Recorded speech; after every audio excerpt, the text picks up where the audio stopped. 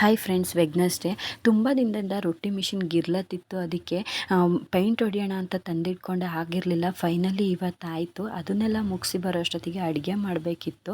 ತೊಂಡೆಕಾಯಿ ಬೇಳೆ ಸಾಂಬಾರು ಮಾಡೋಣ ಅಂಥೇಳಿ ಒಂದು ಕುಕ್ಕರಿಗೆ ಬೇಳೆ, ತೊಂಡೆಕಾಯಿ, ಈರುಳ್ಳಿ, ಟೊಮೆಟೊ, ಎಷ್ಟು ಬೇಕೋ ಅಷ್ಟು ನೀರು, ಹಾಗೆ ಒಂದು 2 ಸ್ಪೂನ್ ಆಗುವಷ್ಟು ಸಾಂಬಾರು ಪುಡಿಗೆ ನೀರು ಹಾಕಿ ಮಿಕ್ಸ್ ಮಾಡಿ ಹಾಕಿದ್ದೀನಿ. ಇಲ್ಲಿ ಡೈರೆಕ್ಟ್ ಹಾಕಿದ್ರೆ ಗಂಟಾಗುತ್ತೆ ಅಂಥೇಳಿ. ಆಮೇಲೆ ರುಚಿಗೆ ತಕ್ಕಷ್ಟು ಉಪ್ಪು ಹಾಕಿ ಚೆನ್ನಾಗಿ ಮಿಕ್ಸ್ ಮಾಡಿ ಒಂದು 3 ವಿಷಲ್ ಕೂಗಿಸ್ಕೊಳ್ತಾ ಇದ್ದೀನಿ. ಅದಾದಮೇಲೆ ಈ ಕಡೆ ರಾಗಿ ಅಂಬಲಿ ಮಾಡ್ಕೊಳ್ಳೋಣ ಅಂತ ಇಟ್ಕೊತಿದ್ದೆ. ಇದಂತೂ ನಮಗೆ ಇರಲೇಬೇಕು, ಅನ್ನ ಇಲ್ಲ ಅಂದರೂ ಅಂಬಲಿ ಇರಲೇಬೇಕು. ಸೊ ಅದನ್ನು ಮಾಡ್ಕೊಂಡಾಯಿತು. ಅಷ್ಟರಲ್ಲಿ ಅನ್ನ ಕೂಡ ಇಟ್ಕೊಂಡೆ. ಅದೆಲ್ಲ ಆಗೋಷ್ಟರೊಳಗಡೆ ವಿಷಲ್ ಆಗಿತ್ತು. ಸೊ ಅದನ್ನು ಓಪನ್ ಮಾಡಿ ಅದಕ್ಕೆ ಹಾಕಿದ್ದಂಥ ಟೊಮೊಟೊನ ತೆಕ್ಕೊಂಡು ಚೆನ್ನಾಗಿ ಸ್ಮ್ಯಾಶ್ ಮಾಡಿಬಿಟ್ಟು ಅದು ಬೇಯಿಸಿರೋ ಅಂಥ ತರಕಾರಿಗೆ ಹಾಕಿ ಮಿಕ್ಸ್ ಮಾಡಿದೆ. ಆಮೇಲೆ ಈ ಕಡೆ ಒಂದು ಪಾತ್ರೆ ಇಟ್ಟು 2 ಸ್ಪೂನ್ ಆಗುವಷ್ಟು ಎಣ್ಣೆ ಹಾಕಿ ಅದಕ್ಕೆ ಸಾಸಿವೆ, ಜೀರಿಗೆ, ಬೆಳ್ಳುಳ್ಳಿ, ಕರಿಬೇವಿನ ಸೊಪ್ಪು, ಒಣಮೆಣ್ಸಿನ್ಕಾಯಿ, ಹಾಗೆ ಸ್ವಲ್ಪ ಹಿಂಗನ್ನ ಹಾಕಿ ಒಗ್ಗರಣೆ ಮಾಡಿಕೊಂಡು ಬೇಯಿಸಿರೋ ಅಂಥ ತರಕಾರಿನ ಅದಕ್ಕೆ ಹಾಕಿ ಮಿಕ್ಸ್ ಮಾಡಿದೆ.